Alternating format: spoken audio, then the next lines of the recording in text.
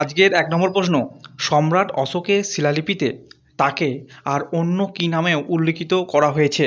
খুবই গুরুত্বপূর্ণ একটি প্রশ্ন। এই প্রশ্নের সঠিক উত্তর হয়ে যাবে অপশন বি, প্রিয়দর্শী। প্রিয়দর্শী নামে উল্লিখিত করা হয়েছে। আজকে ২ নম্বর প্রশ্ন, কোন চোলরাজ বাংলা জয় করেন?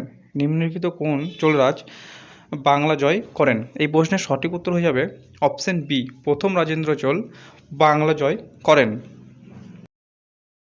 আজকে ৩ নম্বর প্রশ্ন এবং একটি গুরুত্বপূর্ণ প্রশ্ন। বিভিন্ন কম্পিটিটিভ পরীক্ষায় এই প্রশ্নটা বারবার আসে।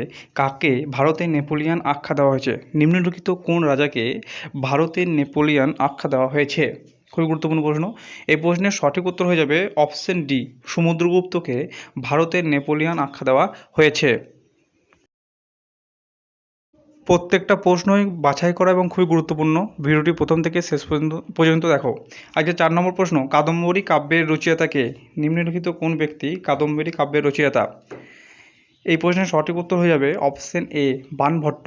কাদম্বরী কাব্যের রচয়িতা হচ্ছে বাণভট্ট।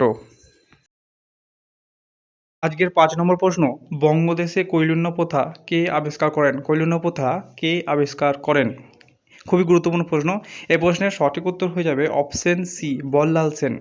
বঙ্গদেশে কৈলিন্য প্রথা বল্লাল সেন আবিষ্কার করেছেন। আজকে ৬ নম্বর প্রশ্ন এবং খুবই গুরুত্বপূর্ণ আরেকটি প্রশ্ন, কোন বেদে গায়ত্রী মন্ত্র রচিত আছে?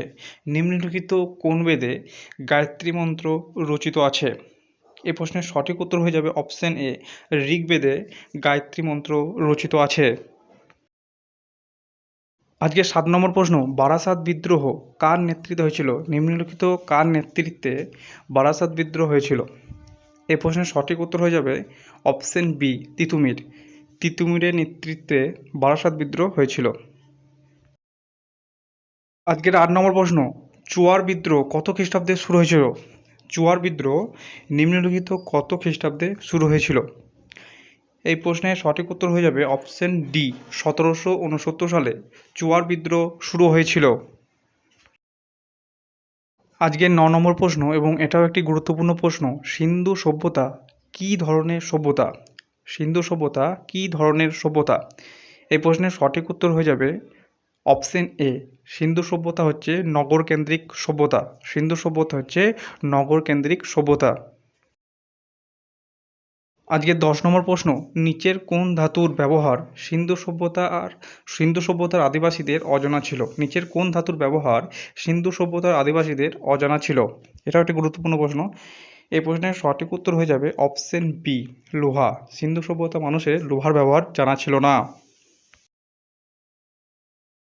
আজকের ১১ নম্বর প্রশ্ন এবং এটা একটি গুরুত্বপূর্ণ প্রশ্ন, আলেকজান্ডারের শিক্ষাগুরু কে ছিলেন? আলেকজান্ডারের শিক্ষাগুরু কে ছিলেন? খুবই গুরুত্বপূর্ণ একটি প্রশ্ন। এই প্রশ্নের সঠিক উত্তর হয়ে যাবে অপশন এ, অ্যারিস্টটল। আলেকজান্ডারের শিক্ষাগুরু ছিলেন অ্যারিস্টটল।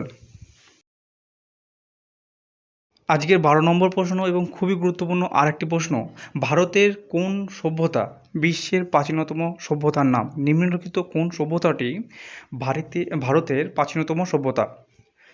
খুবই গুরুত্বপূর্ণ একটি প্রশ্ন। এই প্রশ্নের সঠিক উত্তর হয়ে যাবে অপশন সি, মেহেরগড় সভ্যতা। মেহেরগড় সভ্যতা হচ্ছে বিশ্বের সবথেকে প্রাচীনতম সভ্যতা। আজকে ১৩ নম্বর প্রশ্ন, আর্য কথাটির আক্ষরিক অর্থ কী? আর্য কথাটির আক্ষরিক অর্থ কী? খুবই গুরুত্বপূর্ণ একটি প্রশ্ন। এই প্রশ্নের সঠিক উত্তর হয়ে যাবে অপশন এ, মহান। আর্য কথাটির অর্থ হচ্ছে মহান।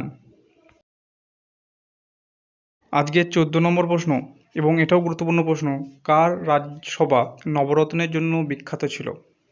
কার রাজসভা নবরত্নের জন্য বিখ্যাত ছিল? প্রত্যেকটা প্রশ্নই খুব গুরুত্বপূর্ণ এবং বাছাই করা। এই প্রশ্নের সঠিক উত্তর হয়ে যাবে অপশন বি, দ্বিতীয় চন্দ্রগুপ্ত। দ্বিতীয় চন্দ্রগুপ্তের রাজসভায় নবরত্নের জন্য বিখ্যাত ছিল। আজকের ১৫ নম্বর প্রশ্ন, ভারতের ইতিহাসে কোন যুগকে স্বর্ণযুগ বলা হয়ে থাকে? নিম্নলিখিত কোন যুগকে ভারতের ইতিহাসে স্বর্ণযুগ বলা হয়ে থাকে? এই প্রশ্নের সঠিক উত্তর হয়ে যাবে অপশন এ, গুপ্তযুগকে। গুপ্তযুগকে ভারতের ইতিহাসে স্বর্ণযুগ বলা হয়ে থাকে। আজকের 16 নম্বর ও শেষ প্রশ্ন, এবং এটাও একটি গুরুত্বপূর্ণ প্রশ্ন। শূন্যবাদ কে প্রচার করেন? নিম্নলিখিত কোন ব্যক্তি শূন্যবাদের প্রচার করেন? খুবই গুরুত্বপূর্ণ প্রশ্ন। এই প্রশ্নের সঠিক উত্তর হয়ে যাবে অপশন বি, নাগার্জুন। নাগার্জুন শূন্যবাদের প্রচার করেন। অসংখ্য ধন্যবাদ ভিডিওটি প্রথম থেকে শেষ পর্যন্ত দেখার জন্য। এরকম গুরুত্বপূর্ণ এবং হেল্পফুল ভিডিও পেতে আমার চ্যানেলটি সাবস্ক্রাইব করে রাখো। দেখা হচ্ছে পরের ভিডিওতে। অসংখ্য ধন্যবাদ।